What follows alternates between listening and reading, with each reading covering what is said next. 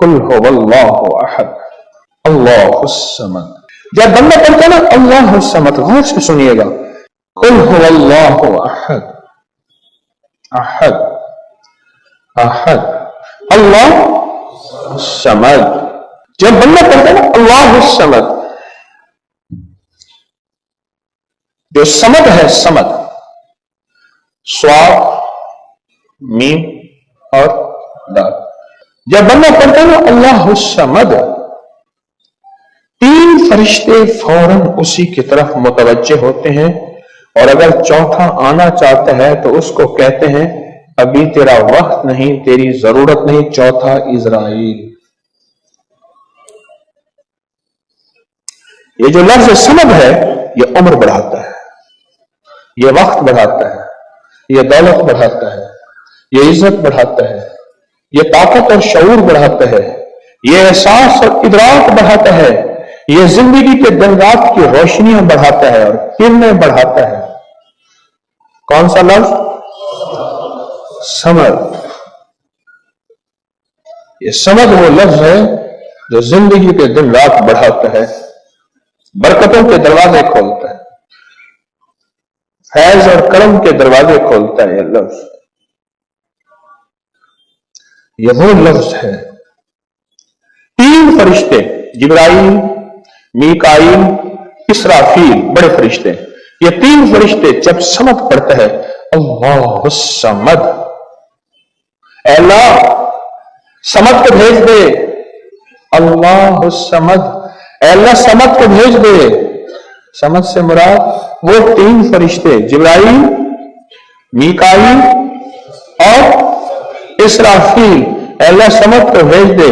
और तीनों फरिश्ते आके कहते हैं मेरे रब की मोहब्बतों में से मोहब्बत चाहता है, दौलतों में से दौलतें चाहता है, ताजों में से ताज चाहता है, इक्तदारों में से इक्तदार चाहता है, शान शौकत में से शान शौकत चाहता है, मुल्क माल चाहता है, सेहत हुकूमत चाहता है, इक्तदार रहमत चाहता है।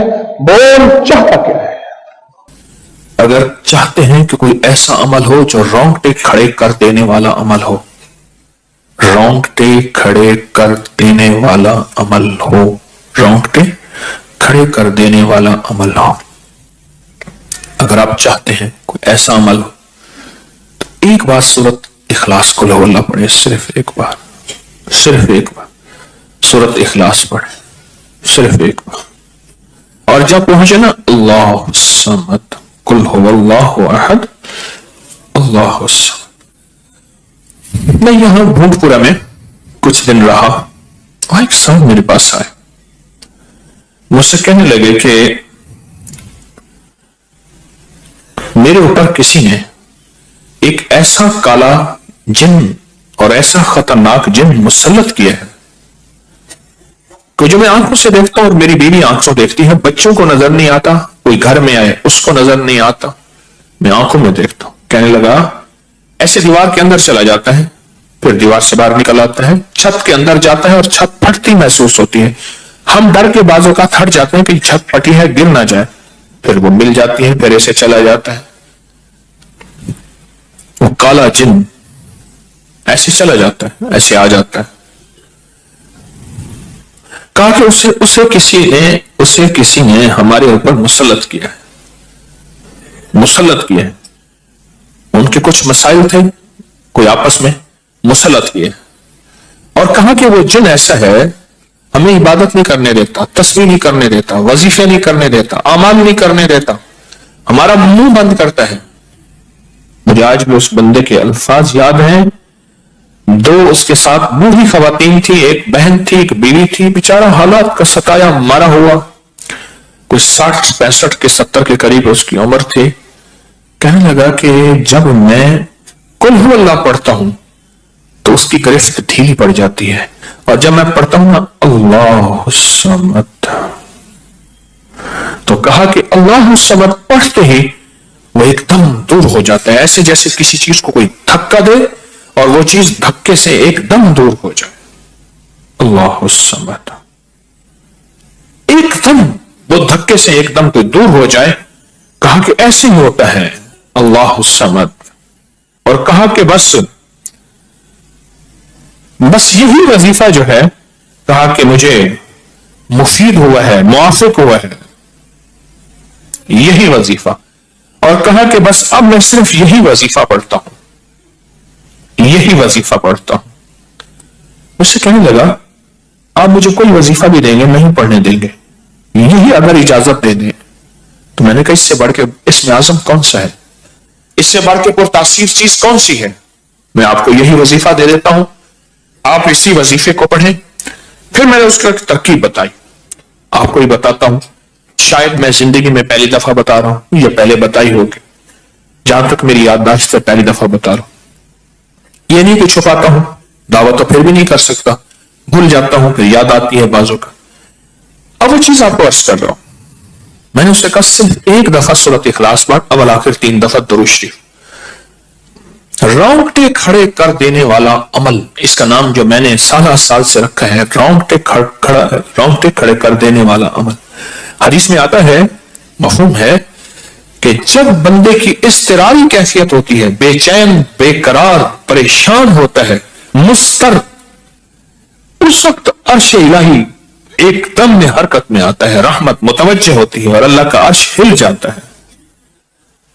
رونگٹے کھڑے کر دینے والا عمل، ایسا عمل جس میں انسان جو ہے بس ایک پل میں ایسے بے چین، بے قرار ہو۔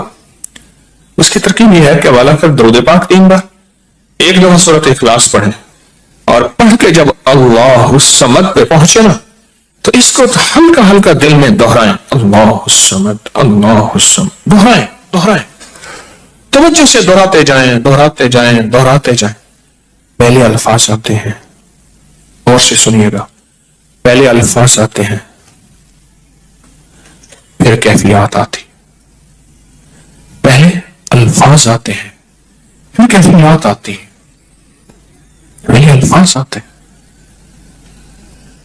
انسان پہلے الفاظ سے، بچے کو آپ ایسے لوگوں کے ساتھ پڑھنے کے لیے جو بول نہیں سکتے، بچہ کبھی نہیں بولے گا، وہ کرے گا، بول نہیں سکے گا، کیونکہ بچہ الفاظ چنتا ہے، پھر وہ الفاظ بولتا ہے، پہلے الفاظ ہوتے ہیں۔ کسی نے پوچھا حضرت میرا دل ذکر نہیں کرتا، بس زبان سے کرتا ہوں۔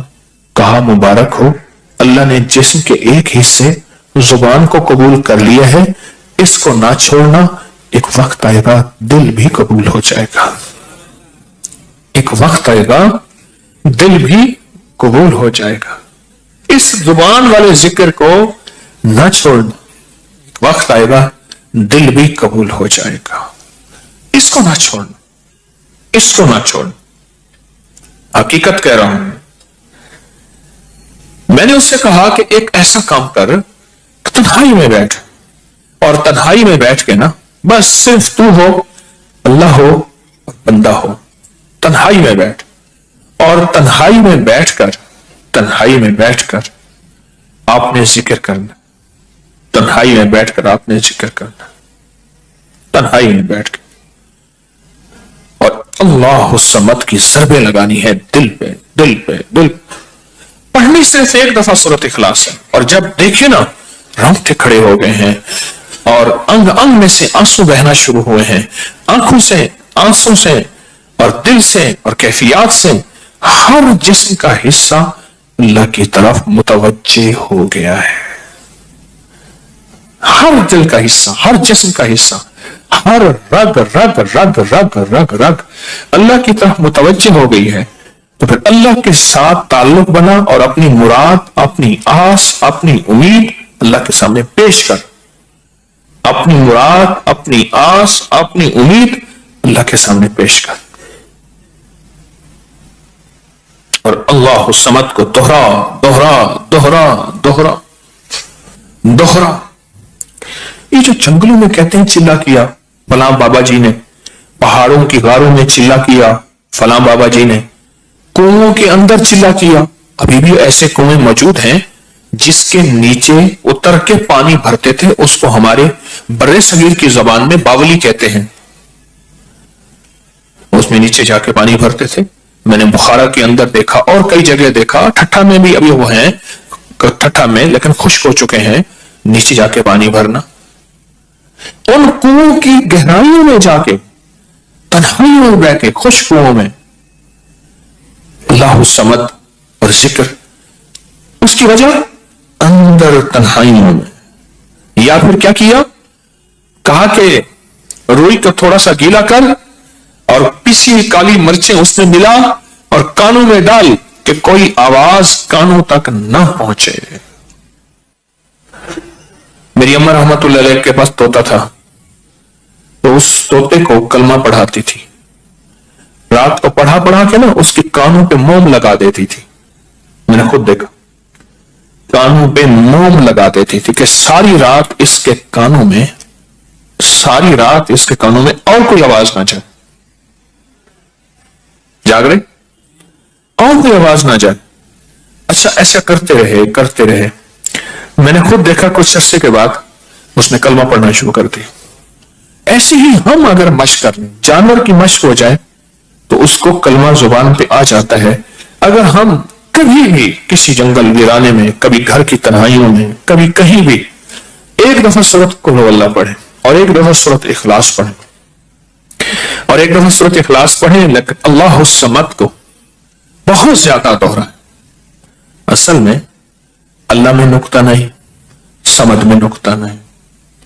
یہ حروف صمد ہیں, یہ بے نقطہ حروف ہیں, اور ان بے نقطہ حروف میں بہت طاقت بھی ہے, بہت تاثیر بھی ہے, بہت کمال بھی ہے. اللہم اغفر لی ولوالدی وللمؤمنین والمؤمنات والمسلمین والمسلمات. آپ اس وظیفے کو اٹھائیں, اس میں ذرا چنیں کہ بے نقطہ حروف کتنے ہیں. آپ کو حیرت ہوگی, اور آپ کو حیرت ہوگی کہ اچھا یہ کیا ہے. جو طبیب کامل ہو جاتا ہے نا, یاد رکھیے گا, جو حکیم پختہ کار ہو جاتا ہے, جو ڈاکٹر پختہ ہو جاتا ہے, وہ کسی کا نسخہ دیکھتے ہی نا ایک پل میں دوائیں دیکھتا ہے اور دوائیں پڑھتا ہے. کہتے بس اس میں تھوڑی سی تبدیلی کر دے باقی ٹھیک ہے, یا کہتے ہیں نہیں تبدیلی نہ کریں یہی ٹھیک ہے. اسے پتا ہے یہ اس جسم کے مطابق, اس بیماری کے مطابق یہ عین صحت ہے, عین تندرستی ہے. اسی طرح جو وظائف کی دنیا کا بندہ ہوتا ہے اور اس کو وظائف کی دنیا میں پختگی مل جائے, تو وہ بھی ایک پل میں وظیفے کے اندر کی طاقت دیکھتا ہے کہ اس میں حروف عطشی کتنے ہیں, خاکی کتنے ہیں, آبی کتنے ہیں, بادی کتنے ہیں, سمامت کتنے ہیں, قمری کتنے ہیں, شمسی کتنے ہیں, اور اس کے اندر وہ حروف کتنے ہیں جو نوری ہیں, وہ کتنے ہیں. ایک پل کے اندر اس سے وظیفے کی طاقت اور تاثیر, اور ایک پل کے اندر اس کے کمالات اس کے اندر کھل جاتے ہیں. اندیکھا جہان ہے, لاہوت ملکوت کا جہان ہے. ایک صحابی حضرت معاذ بن جبل رحمت اللہ رضی اللہ تعالیٰ عنہ, وہ فرماتے ہیں کہ زندگی محدود ہے, علم لا محدود ہے. انہی کا فرمان, شاید انہی کا فرمان ہے کہ زندگی محدود ہے, علم لا محدود. تو جو علم لا محدود ہے اس کو ہم نے اپنی عقل سے سمجھنے کی کوشش کریں, اپنے شعور سے سمجھنے کی کوشش کریں, اپنے احساس اور ادراک سے سمجھنے کی کوشش کریں تو نہیں سمجھ سکتے. علم ہے لا محدود, اس کی حد نہیں ہے. کبھی اگر آپ رونگٹے کھڑے کر دینے والے عمل کو چاہیں نا تو بیٹھ کے اس کی مشق کر لیں. دوسری یا تیسری مشق کے اندر آپ کو توجہات مل جائیں گی, ایک پل میں وجدان مل جائے.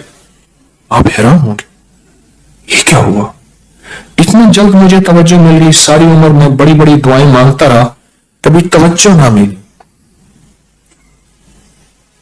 کبھی کیا نہ ملی, توجہ نہ ملی. اور پل کے اندر اتنی مجھے توجہ مل گئی, آپ حیران ہو جائیں گے. اللہ الصمد